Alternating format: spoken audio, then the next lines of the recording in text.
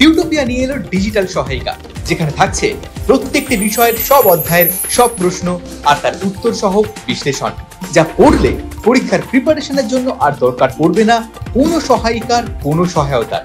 তাই মানে বইয়ের আর কোনো মানে নেই। টিউটোপিয়ার ডিজিটাল সহায়িকা পেতে লক্ষ্য রাখো টিউটোপিয়া লার্নিং অ্যাপের ইউটিউব চ্যানেলে। হ্যালো বন্ধুরা, টিউটোপিয়ার ইউটিউব লাইভ ক্লাসে তোমাদের সকলকে স্বাগত জানাই। আমি ঋতুশ্রী চলে এসেছি বাংলা ক্লাস নিয়ে। আজকে আমরা পড়ব ঘুরে দাঁড়াও এই কবিতাটির ওপর সব রকমের প্রশ্নোত্তর। এই কবিতাটির ওপর যত রকমের প্রশ্ন হয় সেই সমস্ত প্রশ্ন আলোচনা করব আজকের এই ভিডিওতে। এর বাইরে না কোনো প্রশ্ন তোমাদের পরীক্ষায় আসবে, না দরকার পড়বে তোমাদের কোনো মানে বইয়ের বা সহায়িকা বইয়ের। তাহলে কি বুঝতে পারলে বন্ধুরা? মানে বইয়ের নেই কোনো মানে, সহায়িকার দরকার নেই কোনো সহায়তার। পরীক্ষা প্রস্তুতির জন্য টিউটোপিয়ার এই ভিডিওগুলোই তোমাদের জন্য যথেষ্ট। তবে তোমরা নিশ্চয়ই বাড়িতে, স্কুলে বা গৃহশিক্ষকের কাছে এই কবিতাটি এতদিনে পড়ে ফেলেছো। তবে যদি না পড়ে থাকো তাহলে টিউটোপিয়া লার্নিং অ্যাপে এই কবিতাটির ওপর বানানো ভিডিওগুলো দেখে পড়ে নিতে পারো। কারণ টিউটোপিয়া লার্নিং অ্যাপে এই কবিতাটির ওপর বানানো ভিডিওগুলো দেখে নিলে তোমাদের কনসেপ্ট ক্লিয়ার হয়ে যাবে। আর কোনো বিষয় যদি কনসেপ্ট ক্লিয়ার থাকে তাহলে প্রশ্নোত্তর করা কোনো ব্যাপার না। তাহলে আমি ধরে নিচ্ছি যে তোমাদের এই কবিতাটি পড়া। এখন এই কবিতাটির ওপর কত রকমের প্রশ্ন হতে পারে তা দেখে নেব আমরা পরবর্তী স্লাইডে। দেখো, চলে আসলাম পরবর্তী স্লাইড। প্রথমেই লেখা আছে বহু বিকল্প ভিত্তিক প্রশ্নাবলী বা মাল্টিপল চয়েস কোয়েশ্চেন, অর্থাৎ যেখানে তোমরা 3টে থেকে 4টে অপশন পাচ্ছ এবং রাইট আনসারটা চুজ করছো, যার প্রশ্নমান সবসময় থাকে 1। এরপরে থাকছে ভেরি শর্ট আনসার কোয়েশ্চেন বা অতি সংক্ষিপ্ত প্রশ্ন, যার প্রশ্নমান থাকে 1টা এবং তোমাদের সম্পূর্ণ বাক্যে উত্তর করতে হচ্ছে, অর্থাৎ একটা পূর্ণ বাক্যে উত্তর করতে হচ্ছে। এরপর থাকছে ব্যাখ্যা ভিত্তিক প্রশ্নাবলী, অর্থাৎ শর্ট আনসার কোয়েশ্চেন। আচ্ছা, এটা অতি সংক্ষিপ্ত প্রশ্ন অর্থাৎ ভেরি শর্ট আনসার কোয়েশ্চেন, আর ব্যাখ্যা ভিত্তিক হলো শর্ট আনসার কোয়েশ্চেন, যার প্রশ্নমান থাকছে 2 অথবা 3, যেখানে তোমাদের 3 থেকে 4টি বাক্যে উত্তরটা সম্পূর্ণ করতে হচ্ছে এবং অবশ্যই টু দা পয়েন্টে উত্তর দিতে হবে। এরপরে থাকছে হাতে কলমে, অর্থাৎ এই কবিতাটা শেষ হয়ে যাওয়ার পরে তোমাদের বইয়ের হাতে কলমে অংশে যে প্রশ্নগুলো রয়েছে বা ব্যাকরণের যে অংশগুলো রয়েছে সেগুলো আমরা সলভ করে দিচ্ছি হাতে কলমে অংশটার মধ্যে। আমরা চলে যাব বহু বিকল্পীয় প্রশ্নতে। আর এখানে ঢোকার আগে একটা গুরুত্বপূর্ণ কথা বলে নেব যে এই ভিডিওর যে টাইমলাইন অংশ, সেই টাইমলাইন অংশে তোমরা এমসিকিউ হোক, ভিএসএকিউ হোক, এসএকিউ বা হাতে কলমে যার যে প্রশ্নটা দরকার পড়বে সেই প্রশ্নটা খুঁজে পেতে পারো। এটা তোমাদেরই সুবিধার জন্য করা হয়েছে। আমরা চলে যাব আমাদের মাল্টিপল চয়েস কোয়েশ্চেনের প্রথম প্রশ্নে। আর আমি যখন আলোচনা করব এই প্রশ্নগুলো, তোমরা কি করবে? তোমরা অবশ্যই আমার সাথে সাথে নাম্বার কাউন্ট করবে, অর্থাৎ এমসিকিউতে কে কত স্কোর করলে টোটাল সেটা আমাকে কমেন্ট বক্সে জানাবে, তাহলে আমি বুঝতে পারবো তোমাদের প্রিপারেশন কেমন হচ্ছে। চলো দেখে নিই প্রথম প্রশ্ন। দেখো, প্রথমেই রয়েছে ঘুরে দাঁড়াও কবিতার কবি। তোমরা আশা করি সবাই জানো। কতে লেখা আছে সুভাষ মুখোপাধ্যায়, খতে আছে জয় গোস্বামী, গতে আছে প্রণবেন্দু দাশগুপ্ত, ঘতে আছে শক্তি চট্টোপাধ্যায়। এমসিকিউ এর প্রথম প্রশ্নের উত্তর তাহলে কোনটা হয়ে যাবে? এমসিকিউ এর প্রথম প্রশ্নের উত্তর হয়ে যাচ্ছে অপশন গ, প্রণবেন্দু দাশগুপ্ত। চলে যাব 2 নম্বর প্রশ্ন। 2-এ লেখা আছে তুমি আর কোথায় ড্যাশ। কবিতা ভালো করে পড়তে হবে। কবিতা ভালো করে পড়লে তবে গিয়েই তোমরা এই ধরনের উত্তর করতে পারবে। কবিতার প্রথমেই আমরা দেখছি কবি বলছেন সরতে সরতে তুমি আর কোথায় সরবে, এবার ঘুরে দাঁড়াও, ছোট্ট একটা তুক করে বাইরেটা পাল্টে দাও। তাহলে আমি কি বললাম? সরতে সরতে তুমি আর কোথায় সরবে। তাহলে এখানে লাইনটা শব্দটা কি হয়ে যাবে? শব্দটা ক যাবে, খতে দাঁড়াবে, গতে সরবে, না ঘতে হাঁটবে? অবশ্যই সরবে হয়ে যাবে উত্তর, এবং সরবে পেয়ে যাচ্ছি অপশন গতে। সঠিক উত্তর অপশন গ। 3 নম্বর প্রশ্ন, ছোট্ট একটা ড্যাশ করে বাইরেটা পাল্টে দাও। কি বলেছেন? ছোট্ট একটা তুক করে বাইরেটা পাল্টে দাও। তুক করে কোনটায় পাচ্ছি? কতে পাচ্ছি টিক করে, খতে তাক করে, গতে পেয়ে গেলাম আবার তুক করে, ঘতে আছে টুক করে। তাহলে অপশন হয়ে যাচ্ছে গ এখানেও রাইট আনসার। 4 নম্বর প্রশ্ন, ড্যাশ জেগে উঠুক উপান্তের শহরতলি। উপান্তের শহরতলি জেগে উঠবে কিভাবে? ক, লেখাপড়ার মন্ত্রে দীক্ষিত হয়ে খতে আছে সারারারা করে, গতে আছে কাদা ভর্তি রাস্তাগুলোকে ছায়াপথের কাছাকাছি পৌঁছে দিয়ে, ঘতে আছে সাইকেল রিক্সাগুলোকে বনান্তরে পাঠিয়ে দিয়ে জেগে উঠুক উপান্তের শহরতলি। উপান্তের শহরতলি জেগে উঠুক, অর্থাৎ বদল নিয়ে যেন জেগে উঠুক। কিভাবে জেগে উঠুক? না সারারারা করে, যেন এক আনন্দের হিল্লোল। তাহলে সেই বলা হচ্ছে যে সারারারা করে তারা জেগে উঠুক, এবং আমাদের অপশন হয়ে যাচ্ছে খ সঠিক উত্তর। 5 নম্বর প্রশ্ন, তুমি যদি ড্যাশ দিতে না পারো, কি দিতে না পারো? কতে আছে বদলে, খতে আছে হারিয়ে, গতে আছে মিলিয়ে, ঘতে আছে বলতে। কবি বলছেন তুমি যদি বদলে দিতে না পারো তাহলে দাঁড়িয়ে দাঁড়িয়ে মরতে হবে। তা দেখো তুমি যদি বদলে দিতে না পারো, অর্থাৎ এই যে বদল, আমাদের জীবনেও এই বদল দরকার, বা আমাদের বাইরের যা কিছু অশুভ তা পরিবর্তন করার জন্য এই বদল দরকার। তাহলে বলা হচ্ছে তুমি যদি বদলে দিতে না পারো, তাহলে সঠিক উত্তর আমরা কতেই পেয়ে গেলাম, বদলে। খতে হারিয়ে, গতে মিলিয়ে, বা ঘতে বলতে, কোনোটাই হচ্ছে না। সঠিক উত্তর অপশন ক। প্রশ্ন 6, তুমি যদি বদলে দিতে না পারো তাহলে কি হবে? কতে লেখা আছে দেখো, মিলিয়ে যাবে, খতে আছে দাঁড়িয়ে দাঁড়িয়ে মরতে হবে, গতে আছে উপান্তের শহরতলি জেগে উঠবে, ঘতে আছে খেলার মাঠ দখল হয়ে যাবে। কি বলা হয়েছে? তুমি যদি বদলে দিতে না পারো তাহলে দাঁড়িয়ে দাঁড়িয়ে মরতে হবে। এখন হাত বাড়াও, ধরো যেখানে আছো সেখান থেকেই সবকিছু কেটে টেনে আনো, নইলে সরতে সরতে সরতে তুমি বিন্দুর মতো মিলিয়ে যাবে। তাহলে দেখো আমরা দেখলাম যে তুমি যদি বদলে দিতে না পারো তাহলে কি হবে? তুমি যদি বদলে দিতে না পারো তাহলে দাঁড়িয়ে দাঁড়িয়ে মরতে হবে। অপশন ক নয়, অপশন খ সঠিক উত্তর। 7 নম্বর, তুমি মিলিয়ে যাবে কিভাবে? আমি এক্ষুনি বললাম যে তুমি কিভাবে মিলিয়ে যাবে। দেখো কতে লেখা আছে কর্পূরের মতো, খতে আছে ধোয়ার মতো, গতে আছে শিখার মতো, ঘতে আছে বিন্দুর মতো। তুমি বিন্দুর মতো মিলিয়ে যাবে, অর্থাৎ তোমার যে অবস্থান সেই অবস্থানটা এতটাই ক্ষুদ্র হয়ে যাবে যে তুমি যদি নিজেকে বদলাতে না পারো এবং বদল আনতে না পারো, তোমার অবস্থানটা ঠিক সেই বিন্দুর মতো, যে বিন্দুর মতন তুমি মিলিয়ে যাবে। সঠিক আনসার হয়ে যাচ্ছে অপশন ঘ। 8 নম্বর, উপান্তের শহরতলি কি করে জেগে উঠবে? কতে আছে সারে গামা পা করে, খতে আছে গান গাইতে গাইতে, গতে আছে সারারারা করে, ঘতে আছে হারে রে রে করে। আমরা দেখেছি উপান্তের শহরতলি কি করে জেগে উঠবে, সারারারা করে, এবং সারারারা করে আমরা পেয়ে যাচ্ছি অপশন গতে। 9 নম্বর, আচ্ছা এখানেই শেষ হচ্ছে আমাদের এমসিকিউ এর 8টা কোশ্চেন। অর্থাৎ 8-এ যদি কেউ 8ই স্কোর করে ফেলতে পারো তাহলে এমসিকিউতে তার তো ফুল মার্কস উঠে গেল, এবং তার প্রিপারেশনও খুব ভালো হচ্ছে বোঝা যাবে। কিন্তু যাদের ফুল মার্কস হলো না, যারা এমসিকিউ এর মধ্যে কম স্কোর করলে, তাদের বুঝতে হবে যে কোথাও প্রিপারেশনের খামতি থেকে যাচ্ছে। আর প্রিপারেশনে যদি খামতি থাকে তাহলে পরীক্ষায় ভালো রেজাল্ট করবে কি করে? পরীক্ষায় ভালো রেজাল্ট করতে গেলে দরকার ভালো স্টাডি ফ্লো। চলো দেখে নেব কি সেই স্টাডি ফ্লো। ক্লাস 8-এর ছাত্রছাত্রীদের জন্য টিউটোপিয়া নিয়ে এলো মেগা স্টাডি প্যাক। পরীক্ষায় দুর্দান্ত রেজাল্ট করতে গেলে যা হতে পারে তোমার নিশ্চিত সাফল্যের সহায়ক।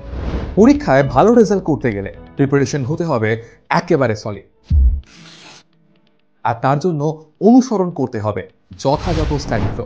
চলো এক ঝলকে দেখে নেওয়া যায় কি হওয়া উচিত তোমার স্টাডি ফ্লো, অর্থাৎ তুমি কিভাবে পড়লে সেই পড়াটা আর কখনো ভুলবে না, আর পরীক্ষায় ভালো নম্বরও পাবে। পড়ার ক্ষেত্রে প্রথমে দরকার কনসেপ্ট, অর্থাৎ বিষয় সম্পর্কে স্বচ্ছ ধারণা। প্রত্যেকটা সাবজেক্টে প্রত্যেকটা চ্যাপ্টার কারোর থেকে বুঝে নেওয়া, তারপর সেই বিষয় রিলেটেড প্রত্যেকটা ডাউটকে ক্লিয়ার করা।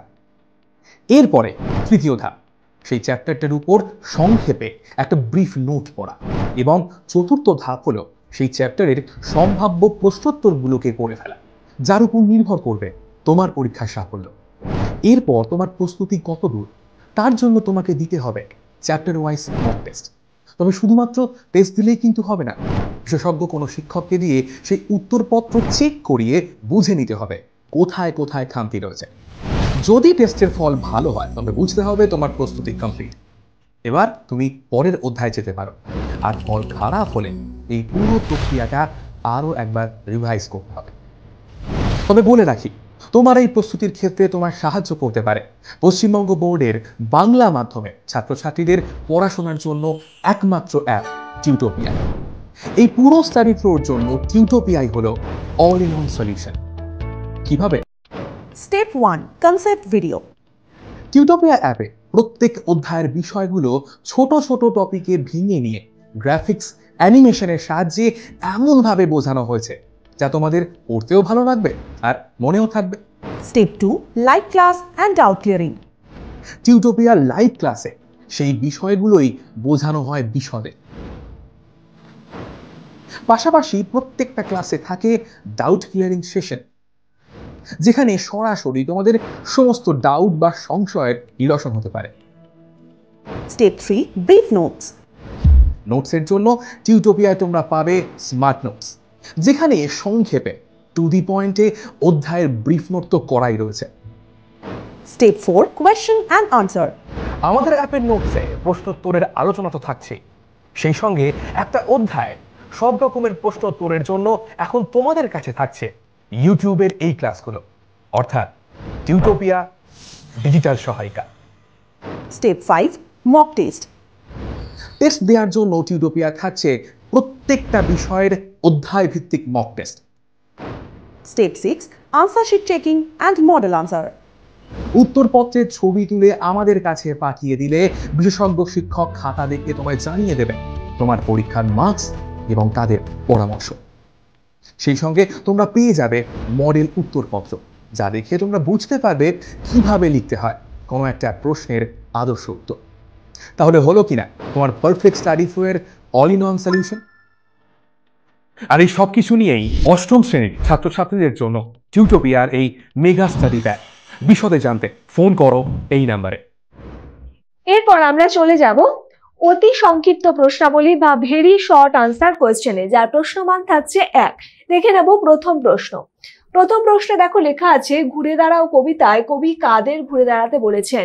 ঘুরে দাঁড়াও কবিতায় কবি প্রণবেন্দু দাশগুপ্ত বলেছেন যে সমস্ত সাধারণ মানুষের মধ্যে এখনো পর্যন্ত প্রতিবাদী সত্তা জাগ্রত হয়নি বা জেগে ওঠেনি, তাদেরকে ঘুরে দাঁড়াতে। 2, ঘুরে দাঁড়াও কবিতার শেষে কবি ঘুরে না দাঁড়ালে কি পরিণতি হবে বলেছেন? কবি বলেছেন যে ঘুরে দাঁড়াও কবিতার শেষে কবি বলেছেন যে যদি ঘুরে না দাঁড়ানো হয় তাহলে সরতে সরতে মানুষকে এক সময় এক অস্তিত্বহীন হয়ে যেতে হবে। অস্তিত্বহীন বলতে যে বিন্দুর মতো মিলিয়ে যেতে হবে, সেই হলো অস্তিত্বহীনতার কথা, যে সে যদি ঘুরে দাঁড়াতে না পারে তাহলে তার অস্তিত্ব থাকবে না। 3 নম্বর, সাইকেল রিক্সাগুলো সিজ দিয়ে কোথায় চলে যাবে? এবং এই জায়গাটা খুব ইম্পর্টেন্ট, এর থেকে বহু শর্ট প্রশ্ন আসতে পারে। তোমাদের বলতে হবে যে সাইকেল রিক্সাগুলো সিজ দিয়ে চলে যাবে বনে বনান্তরে। এই যে সাইকেল রিক্সাগুলো সিজ দিয়ে চলে যাবে বনে বনান্তরে, অর্থাৎ এই সাইকেল রিক্সার যে মানে বনে বনান্তরে চলে যাওয়ার মধ্যেও এক ধরনের অদ্ভুত বদল, অর্থাৎ বাস্তব যে জগৎ, যে বাস্তবের যে অবস্থান, তার মধ্যে থেকে হঠাৎ করে বনে বনান্তরে মিলিয়ে যাবে এবং সিজ দিয়ে দিয়ে এর মধ্যে দিয়ে এক ধরনের সৌন্দর্য বোধ গড়ে তুলছে কবি, যা তোমাদের এই যে কথাগুলো, এই কথাগুলোর মধ্যে হয়তো প্রত্যক্ষ কথার মধ্যে কেমন অদ্ভুত লাগবে যে সাইকেল রিক্সাগুলো সিজ দিয়ে চলে যাবে বনে বনান্তরে। এই সিজ দেওয়ার মধ্যে অর্থাৎ তাদের যে বাস্তবিক অবস্থান, সেই বাস্তবিক অবস্থান থেকে তাদের জীবনে বদল আসবে। 4 নম্বর, কাদা ভর্তি রাস্তা কোথায় উঠে পড়বে? কাদা ভর্তি রাস্তা ছায়াপথের কাছাকাছি উঠে পড়বে, এবং এগুলো অবশ্যই মনে রাখতে হবে। কবিতার লাইনগুলো মনে রাখতে পারলে এগুলো মনে রাখা সহজ হয়ে যাবে। 5 নম্বর প্রশ্ন, এখন ঘুরে দাঁড়াও। ঘুরে দাঁড়াও কবিতায় কবি কিভাবে ঘুরে দাঁড়ানোর কথা বলেছেন? কবি ঘুরে দাঁড়ানোর কথা যেভাবে বলেছেন যে যেখানে আছো সেখান থেকেই হাত বাড়িয়ে সব কিছুকে টেনে আনো, তবেই ঘুরে দাঁড়ানো সম্ভব। অর্থাৎ যার যে অবস্থানেই থাকুক না কেন, সেই অবস্থান থেকেই সব কিছুকে টেনে আনো এবং তার থেকেই তুমি ঘুরে দাঁড়াও। 6, সরতে সরতে শেষে কি হবে? সরতে সরতে কি হবে? সরতে সরতে শেষে তুমি বিন্দুর মতো মিলিয়ে যাবে, বা যেটা বলা যেতে পারে যে আমরা অস্তিত্বহীন হয়ে পড়ব। 7, গাছগুলো কোথা থেকে স্নান করে আসবে? গাছগুলো নদীর জলে স্নান করে আসবে। 8 নম্বর, ঘুরে দাঁড়াও কবিতায় কবি ঘুরে দাঁড়াও শব্দটিকে কতবার ব্যবহার করেছেন? ঘুরে দাঁড়াও শব্দটিকে তিনি 2 বার ব্যবহার করেছেন। 9 নম্বর প্রশ্ন, উপান্তের কথার অর্থ কি? উপান্তের অর্থাৎ প্রান্তর। প্রান্তর মানে কি? শেষ প্রান্তে, একদম শেষ প্রান্তে, মানে প্রান্তের শেষে, সেটাই হলো গিয়ে উপান্তের। 10, তুক বলতে কি বোঝো? তুক বলতে কি এমন একটা জাদু করে তুমি সবকিছু পাল্টিয়ে দাও। এই যে বা জাদু বা তুক শব্দটার অর্থে এখানে জাদু অর্থেই ব্যবহার করা হয়েছে, আবার তুক সাধারণভাবে বশীকরণ অর্থেও ব্যবহার করা হয়ে থাকে। আর এখানেই শেষ হচ্ছে আমাদের ভেরি শর্ট আনসার কোয়েশ্চেনের সব রকমের প্রশ্ন। এরপর আমরা চলে যাব ব্যাখ্যা ভিত্তিক সংক্ষিপ্ত প্রশ্ন বা শর্ট আনসার কোয়েশ্চেনে, যার প্রশ্নমান থাকছে 2 অথবা 3। দেখে নেব প্রথম প্রশ্ন। দেখো লেখা আছে, সরতে সরতে সরতে তুমি আর কোথায় সরবে? তুমি বলতে কাকে বোঝানো হয়েছে? সরতে শব্দের বারংবার ব্যবহার কোন পরিস্থিতিকে বোঝাচ্ছে? এটা খুব ইম্পর্টেন্ট যে সরতে শব্দের বারংবার ব্যবহার কোন পরিস্থিতিকে বোঝাচ্ছে। এই পরিস্থিতি থেকে বেরোতে এবার কি করা প্রয়োজন? তাহলে এখানে ঘুরে দাঁড়াও এবং ধরো এই ধরনের যে প্রশ্নগুলো করবে অবশ্যই কার লেখা কোথা থেকে নেওয়া হয়েছে বলে নেবে। বলে নেওয়ার পরে বলবে তুমি বলতে এখানে অত্যাচারিত বা শোষিত মানুষদের, শোষিত সাধারণ মানুষদের কথা বলা হয়েছে।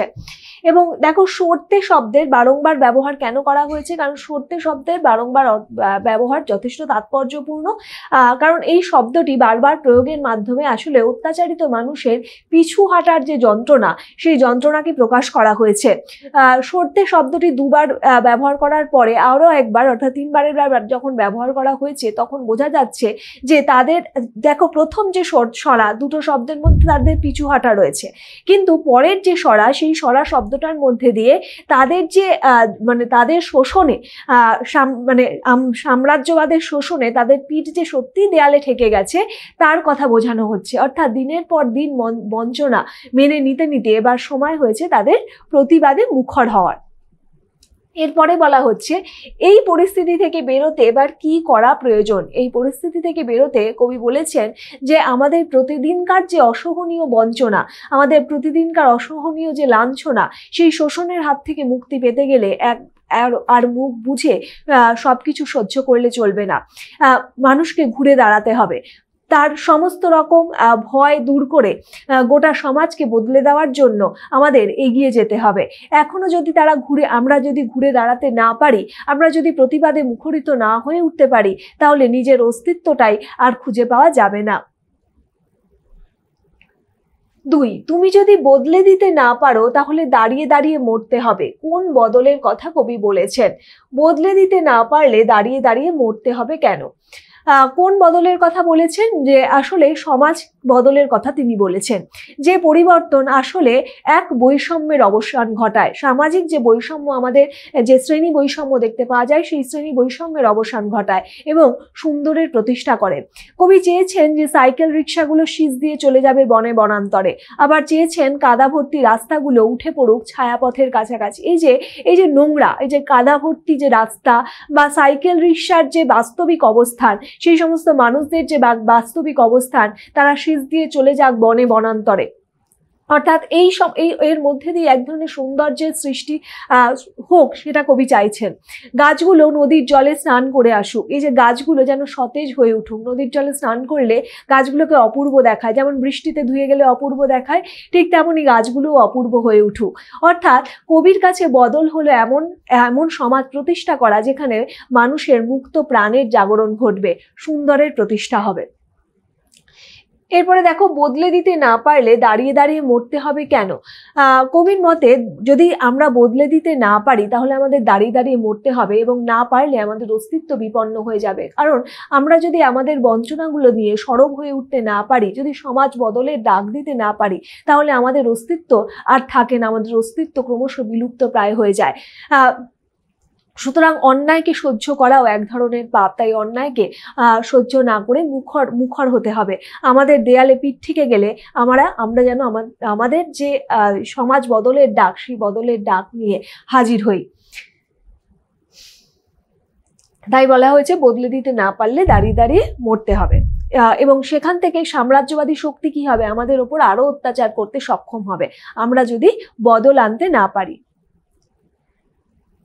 3 নম্বর, কবি কেন বলেছেন এবার ঘুরে দাঁড়াও? কবি কেন বলেছেন এবার ঘুরে দাঁড়াও? আসলে ঘুরে দাঁড়াও কবিতাটির মধ্যে দিয়ে কবি স্পষ্ট জানিয়েছেন যে সমস্যা থেকে যদি আমরা সরে যেতে থাকি তাহলে আমরা হয়তো সাময়িক স্বস্তি পাই, কিন্তু এই সাময়িক স্বস্তি শেষ পর্যন্ত আমাদের ভালো থাকতে দেয় না বা আমাদের বাঁচিয়ে রাখে না। সেজন্য কবিকে বলেছেন যে আমরা আসলে আমাদের আপোষের যে মানসিকতা, সেই আপোষের মানসিকতা ত্যাগ করে নিজের স্বাধীন সত্তার উপর ভর করে প্রতিবাদী হয়ে উঠব, এবং সেটাই তিনি চান। তাই তিনি কবিতার শুরুতে এবং শেষে মানুষকে কি করতে বলেছেন? মানুষকে ঘুরে দাঁড়াতে বলেছেন। এখানেই শেষ হচ্ছে আমাদের শর্ট আনসার কোয়েশ্চেনের সব রকমের প্রশ্ন। এরপরে আমরা চলে যাব হাতে কলমে অংশের মধ্যে। আর হাতে কলমে হলো তোমাদের বইয়ের যে প্রশ্নগুলো রয়েছে সেই বইয়ের সমস্ত প্রশ্নের আলোচনা। প্রথম প্রশ্ন দেখো, লেখা আছে 1, নিচের প্রশ্নগুলির উত্তর দাও। 1.1, প্রণবেন্দু দাশগুপ্ত সম্পাদিত কবিতা পত্রিকার নাম কি? প্রণবেন্দু দাশগুপ্ত সম্পাদিত কবিতা পত্রিকাটির নাম হলো গিয়ে অলিন্দ।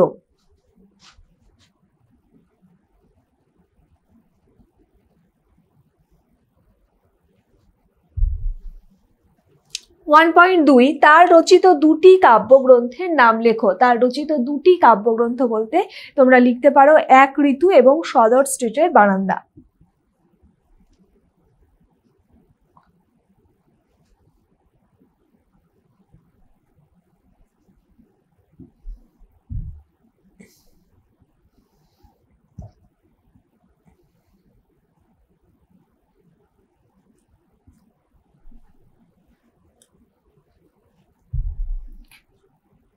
2, নিচের প্রশ্নগুলির উত্তর নিজের ভাষায় লেখো। 2.1 আছে, কবিতায় কবি কোন আহ্বান জানিয়েছেন? কবিতায় কবি কোন আহ্বান জানিয়েছেন? না সামাজিক যে অন্যায় এবং অবিচার ক্রমশ মানুষকে কোণঠাসা করে দিচ্ছে, মানুষকে প্রতিকূল অবস্থানে ফেলে দিচ্ছে, তার থেকে বেরিয়ে আসার জন্য, লড়াই করবার জন্য, তার প্রতিবাদে মুখরিত হয়ে ওঠার জন্য কবি আহ্বান জানিয়েছেন।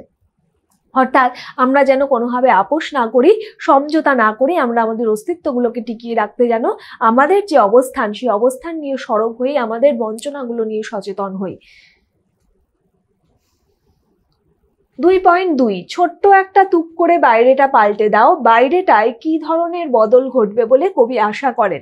এখানে বাইরেটার বদল ঘটতে বলতে সেখানে সাইকেল রিক্সাগুলোর কথা বলতে হবে তোমাদের, কাদা ভর্তি রাস্তা উঠে পড়বে ছায়াপথের কাছাকাছি, বা গাছগুলো নদীর জলে স্নান করবে। সুতরাং এই কাঙ্ক্ষিত বদল, অর্থাৎ এই কাঙ্ক্ষিত বদল, এই আপাত যে শব্দবন্ধগুলো, যেগুলো খুব স্বাভাবিকভাবে মনে হবে যে অস্বাভাবিক, কিন্তু এই শব্দবন্ধগুলোর মধ্যে দিয়ে আসলে যা কিছু অসুন্দর, যা কিছু সেই হিসাবে আমাদের চোখে খারাপ, তার মধ্যে থেকে দেখো একটা সুন্দরের দিকে যাত্রা হচ্ছে। অর্থাৎ সেই যাত্রার মধ্যে দিয়েই কবি কাঙ্ক্ষিত বদল, সমাজ বদলের ডাক দিয়েছেন। সেই কাঙ্ক্ষিত বদল ঘটলে জীবন কিভাবে অন্যরকম হবে বলে কবি মনে করেন? সেই কাঙ্ক্ষিত বদল ঘটলে জীবন সুন্দর হবে, জীবন অত্যন্ত সুন্দর হবে বলে কবি দাবি করেন, এবং আমাদের দাঁড়িয়ে দাঁড়িয়ে মরতে হবে না, কোথায় যেন আমরা আমাদের অস্তিত্বকে খুঁজে পাবো। 2.3, সরতে সরতে সরতে তুমি আর কোথায় সরবে? কবি কোথা থেকে এই স্মরণ লক্ষ্য করেছেন? স্মরণ বলতে সরে যাওয়ার লক্ষ্য করেছেন। এক্ষেত্রে তার দেয়া পরামর্শটি কি? তাহলে এখানেও তোমাকে একইভাবে বলতে হবে যে কবি কবিতায় বলেছেন যে সমস্যা থেকে দূরে সরলে যাবে না, আমাদের সমস্যাগুলোকে নিয়ে সচেতন হতে হবে এবং তা নিয়ে সরব হতে হবে, এবং এই সমস্যা থেকে বাঁচতে গেলে আমাদের প্রতিবাদে মুখরিত হয়ে উঠতে হবে, তার সঙ্গে আপোষ করলে চলবে না। এবং এই যে সরতে সরতে, অর্থাৎ আমরা যদি আপোষ করি তাহলে আর কোথায় সরবে, অর্থাৎ আমাদের আর কোনো জায়গা থাকবে না, আমরা বিন্দুর মতো কোথাও যেন মিলিয়ে যাব। অর্থাৎ আমাদের আপোষের মানসিকতা ত্যাগ করতে হবে, নিজের ওপর আস্থা রেখে প্রতিবাদী হয়ে উঠতে হবে, এবং তবে গিয়েই আমরা আমাদের অস্তিত্বকে টিকিয়ে রাখতে পারবো। তাই শুরু থেকে শেষ অবধি কবিতার মধ্যে কবি ঘুরে দাঁড়াতে বলেছেন। 2.4 দেখো লেখা আছে এবার ঘুরে দাঁড়াও আর এখন ঘুরে দাঁড়াও। পংক্তি দুটিতে এবার আর এখন শব্দ দুটির প্রয়োগের সার্থকতা বুঝিয়ে দাও। এখানে তোমাদের বলতে হবে, দেখো প্রথমে বলা হয়েছে এবার ঘুরে দাঁড়াও, তারপরে বলা হয়েছে এখন ঘুরে দাঁড়াও। এই এবার ঘুরে দাঁড়াও অর্থাৎ আমরা যখন শোষণে একেবারে আমাদের দেয়ালে পিঠ ঠেকে গেছে সেই সময়, অর্থাৎ সেই শোষণকে আমরা মুখ বুজে সহ্য না করে এবার যেন আমরা প্রতিবাদে মুখরিত হই, সেই অর্থে ব্যবহার করা হয়েছে এবার ঘুরে দাঁড়াও। আর এরপরে বলছে এখন ঘুরে দাঁড়াও। এখন ঘুরে দাঁড়াও অর্থাৎ আমরা যদি সেই অন্যায়ের সঙ্গে আপোষ করে থাকি, আমরা যদি সেই অন্যায়কে সহ্য করে নিই, আমরা যদি ভয়ে পিছু হটতে থাকি, তাহলে আমরা অস্তিত্বহীনতার সংকটে ভুগবো, আমাদের অস্তিত্ব বিলুপ্ত হয়ে যাবে, বিন্দুর মতো মিলিয়ে যাব আমরা। তখন সেই জন্য বলা হচ্ছে এখন ঘুরে দাঁড়াও, অর্থাৎ যাতে তোমার অস্তিত্ব তুমি বাঁচিয়ে রাখতে পারো, ঠিক অস্তিত্ব বাঁচিয়ে রাখার যে আগের মুহূর্ত, সে আগের মুহূর্তে যাতে আমাদের অস্তিত্বটা টিকে থাকে, তার জন্য কবি বলছেন এখন ঘুরে দাঁড়াও। তাহলে এবার আর এখন এই শব্দ দুটির প্রয়োগ এখানেই সার্থক হয়ে উঠেছে। 3, নির্দেশ অনুযায়ী বাক্য পরিবর্তন করো। তুমি আর কোথায় সরবে? প্রশ্ন পরিহার করো। প্রশ্ন পরিহার করে তোমাদের লিখতে হবে। প্রশ্ন পরিহার করে তোমাদের কি লিখবে? তোমরা আর কোথায়, এভাবে লিখতে পারি যে তোমার আর কোথাও সরার জায়গা নেই।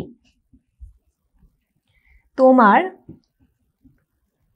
আর কোথাও সরার জায়গা নেই।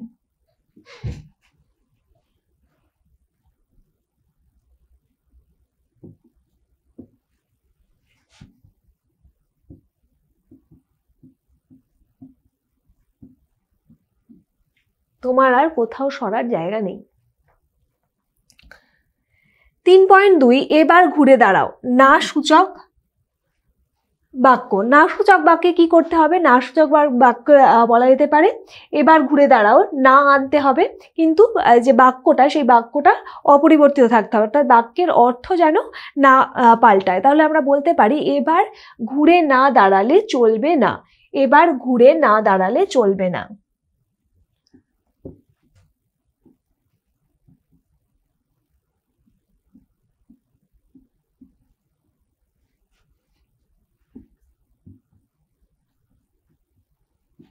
এবার ঘুরে না দাঁড়ালে চলবে না। 3.3 তুমি যদি বদলে দিতে না পারো তাহলে দাঁড়িয়ে দাঁড়িয়ে মরতে হবে। দেখো এখানে তাহলে শব্দটা রয়েছে এবং এটাকে বলা হয়েছে সরল বাক্যে। সরল বাক্যে তাহলে শব্দটা নিশ্চয়ই থাকবে না, বলা হয়েছে তুমি যদি, দেখো যদি শব্দও রয়েছে, তুমি যদি বদলে দিতে না পারো তাহলে দাঁড়িয়ে দাঁড়িয়ে মরতে হবে। তাহলে সরল বাক্যে যদি তাহলে এগুলো থাকবে না, তাহলে এগুলোকে আমাদের উঠিয়ে দিতে হবে, কিন্তু মানেটা এক রাখতে হবে। তাহলে আমরা এভাবে বলতে পারি যে বদলে দিতে না পারলে তোমায় দাঁড়িয়ে দাঁড়িয়ে মরতে হবে। বদলে দিতে, দেখো বদলে দিতে না পারলে দাঁড়িয়ে দাঁড়িয়ে মরতে হবে। আমি আর লিখছি না, বদলে দিতে না পারলে দাঁড়িয়ে দাঁড়িয়ে মরতে হবে।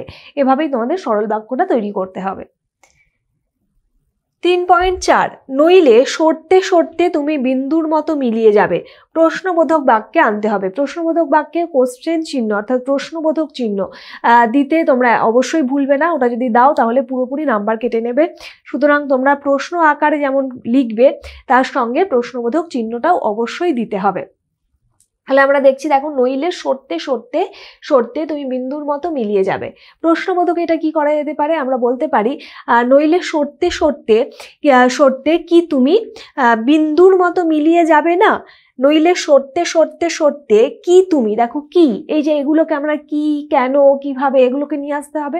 যখন আমরা প্রশ্ন করছি তাহলে আমরা এভাবে বলবো যে নইলে সরতে সরতে সরতে কি তুমি বিন্দুর মতো মিলিয়ে যাবে না, তার মানেই অর্থাৎ মিলিয়ে যাবে।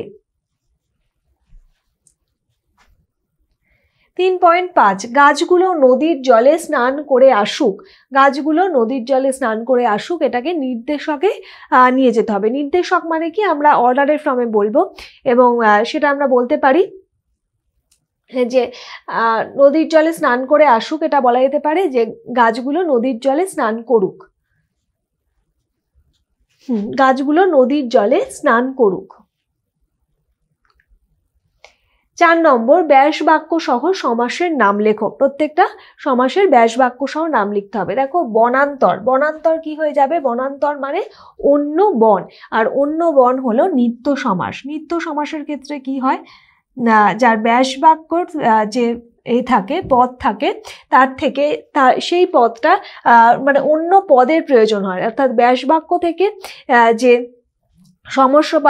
সমস্ত পদ তৈরি হচ্ছে তার জন্য অন্য পদের প্রয়োজন হয় ব্যাস বাক্য গঠিত হতে। সেই জন্য এটা অন্য সমাস লিখে দিয়েছি আমি এখানে। এখানে হবে বনান্তর, অন্য বন, যেটা হয়ে যাচ্ছে নিত্য সমাস।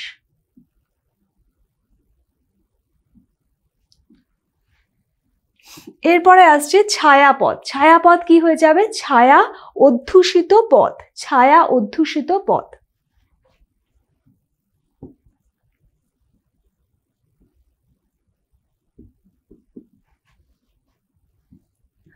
আর ছায়া অধ্যুষিত পদ, দেখো অধ্যুষিত এই মধ্যপদটা লোপ পাচ্ছে, এবং মধ্যপদ যখন লোপ পাচ্ছে এবং আমরা দেখতে পাচ্ছি বিশেষণ থাকছে আগে, এবং অর্থাৎ বিশেষণটা কোথায় থাকছে? যে পদটা কিরকম না ছায়াপদ, তাহলে এটা অবশ্যই কর্মধারায় সমাস হয়ে যাচ্ছে, এবং যেহেতু মধ্যপদটা লুপ্ত হয়ে যাচ্ছে তাই এটা হয়ে যাচ্ছে মধ্যপদলোপী কর্মধারায় সমাস।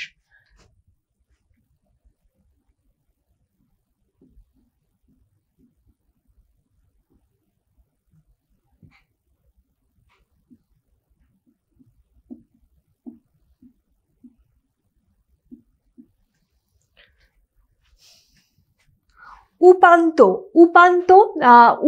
উপান্ত হলো গিয়ে এটা হলো আমাদের অব্যয়ীভাব সমাস, যেটাকে অব্যয়ীভাব সমাস হলো অন্তের সমীপে, অন্তের সমীপে।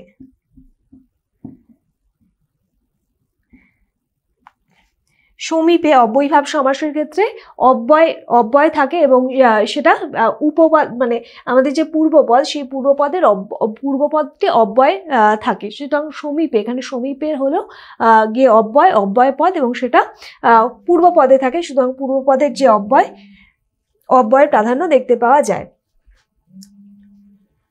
এটা হবে অব্যয়ীভাব সমাস।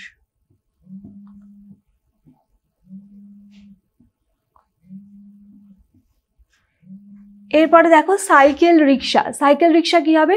রিক্সা মানে যা রিক্সা বা যা সাইকেল আগে আছে, যা সাইকেল তাই রিক্সা।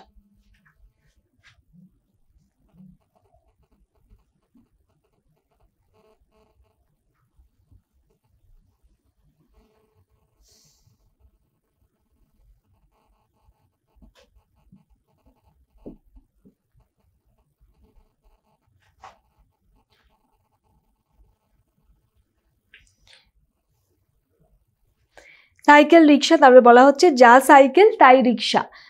তাহলে এটা হয়ে যাচ্ছে সাধারণ কর্মধারায় সমাস।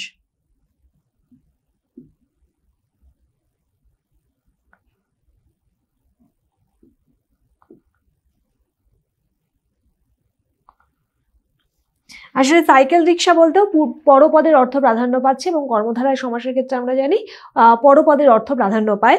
এবং সাইকেল রিক্সা বলতে যা সাইকেল তাই রিক্সা, এবং সাইকেলটা এখানে সেই হিসাবে সাইকেল রিক্সা, এবং দুটোই কিন্তু বিশেষ্য পদ। আমরা জানি কর্মধারায় সমাসের ক্ষেত্রে পরপদের অর্থ প্রাধান্য থাকে, এবং তার সঙ্গে মানে বিশেষণ বা বিশেষ্য বা দুটো বিশেষণ বা দুটো বিশেষ্যের মধ্যে এর সমাস হয়ে থাকে, তাই এটি সাধারণ কর্মধারায় সমাস।